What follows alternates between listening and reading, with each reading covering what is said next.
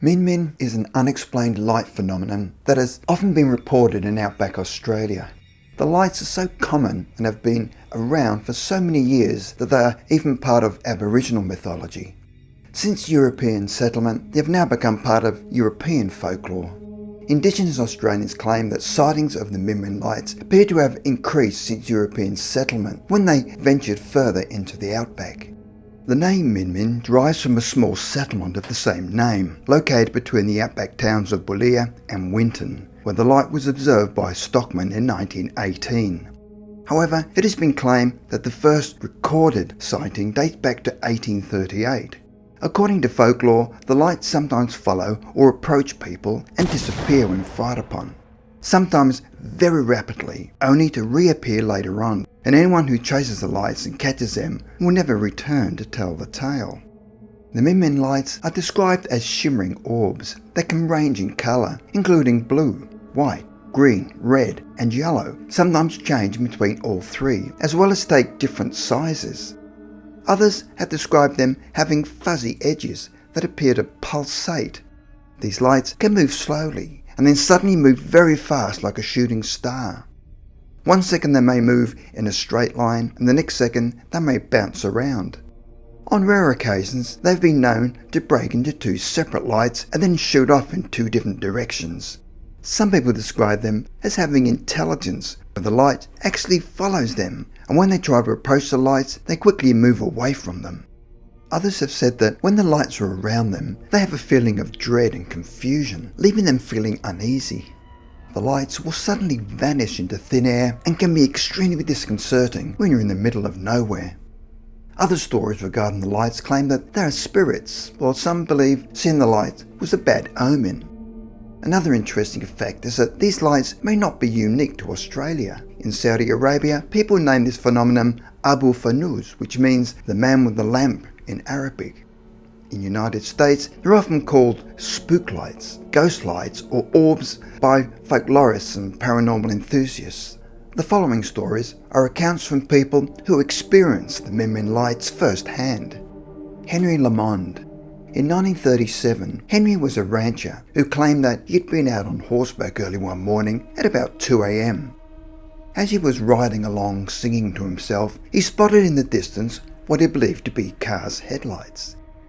He initially thought it strange because in 1937, cars were not all that common in the outback, and being miles from anywhere, he thought it unusual. However, things began to get very strange very quickly. The light then appeared to get stronger, so strong that it was able to pick out individual hairs on the horse's mane. It suddenly became apparent to Henry that they were not car headlights because what was heading towards him was not two headlights but a bulbous ball.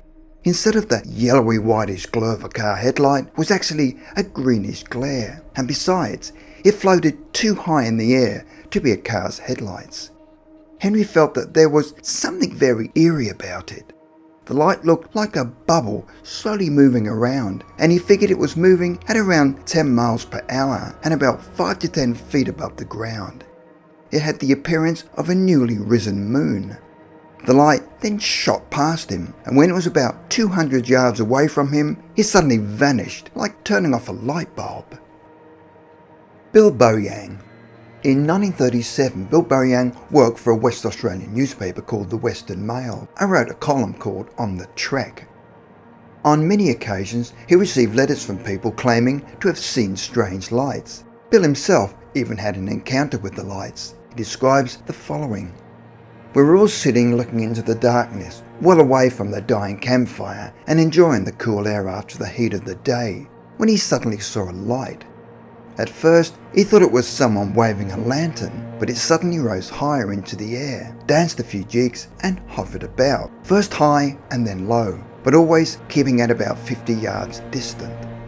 This description was almost identical to the previous story of Henry Lamond. He asked his companions where the light had come from, and he suggested they follow it. Then one of the men warned him, saying, "It'll lead you to destruction. Where that light is, it leads right into a chasm with a drop of 300 or 400 feet, and as soon as you get close to the light, out it'll go over the abyss." But Boyang was more curious than superstitious and decided to ignore the warning. He then set off after the light and then strode on into the darkness. He had got to within perhaps 20 yards of the peculiar light, which was still hovering like some huge ball of glowing embers in mid-air, about 7 or 8 feet from the ground, when suddenly it swerved abruptly to one side. A man's warning voice came through the darkness. "The abyss ain't a dozen yards from where you are. Come back, come back." He stopped, but not before what he had seen. True to the old fellow's words, that strange light had indeed drifted out over the great chasm. As he watched, the light hesitated, floated back a little towards him, then as though tempting him to follow, but at the same time annoyed at the possibility of losing a victim, it glided back again over the chasm, where, with a few final erratic movements, it dropped from sight.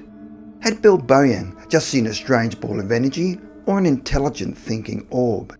Either way, it did not appear to have his best intentions at heart. Kyle had the following experience with strange lights whilst driving in the outback. He had a long drive from Innerminga in north-east South Australia to Boulia in central West Queensland, a drive that would take him about 10 hours and 30 minutes. From Boulia, he then headed north to the mining town of Mount Isa. That was a further 3.5 hours. This is where his unusual event started to happen. After leaving Boulia, he was a few miles out of town when he noticed what he believed to be a pair of headlights tailgating him. After a short while, the glaring lights started to get really annoying, so he then beckoned whoever was behind him to overtake, but they just stayed behind him. Kyle then tried another tactic by just slowing down, hoping to annoy them so they'd eventually pass. It was at this stage that he suddenly realised that they were not car headlights. He then stopped the car, where the strange lights then flew around his car.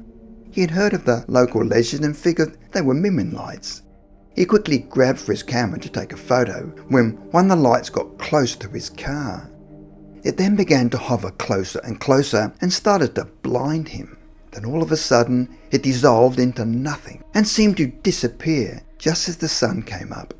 The whole ordeal with the Mimin lights frightened him so much that in the future he always avoided that route. Dan's first experience with the Mimin lights was in 2003-2004 when he was living in the north coast of New South Wales. A friend of Dan's was telling him that he kept seeing what he believed to be people constantly walking around with lights. Dan said there couldn't possibly be people walking around because he lives in the middle of nowhere. Who could possibly be walking around with lights? One night, they both went out to see if they could observe what his friend was talking about, and on that particular evening, found nothing out of the ordinary. They went out again 2 weeks later, and were looking up at a hill, and saw the white lights dancing around and playing with each other, and appeared to be making the figure 8. They were about 150 to 200 metres away. Their first thought was that they were fireflies, but firstly, they'd never seen fireflies in this area before, and secondly, the lights were far too large to be fireflies. In fact, they were like large basketballs of lights, and they made no sound. They would dim down and then suddenly brighten up and disappear. This was Dan's first sighting of the lights, and because he'd grown up hearing the legend of the Mimin lights, assumed that is what they were. What confused him was that he believed the lights only appeared in the outback desert regions and not in their coastal region. What further confused him was that if they appeared to be the size of basketballs from 200 metres away, how large were they close up?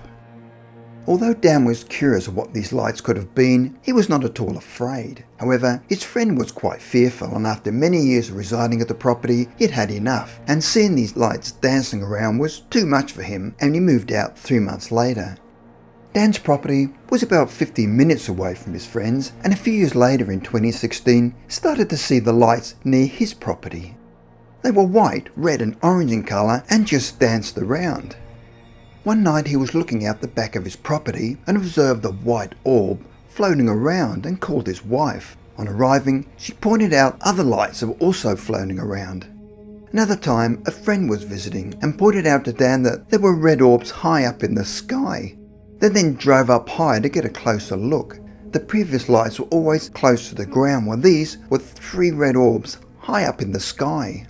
On another occasion, he had some overseas guests visiting at his property, and when Dan was in the backyard, a huge white light appeared about 100 metres in the sky, and he called out his guests, who all observed the light show and clapped and cheered at what they were seeing. To try and get some sort of explanation for what he was experiencing, Dan visited an Aboriginal elder who told him that his property was surrounded by Aboriginal sacred lands and that the lights were the spirits of the Aboriginals protecting the land.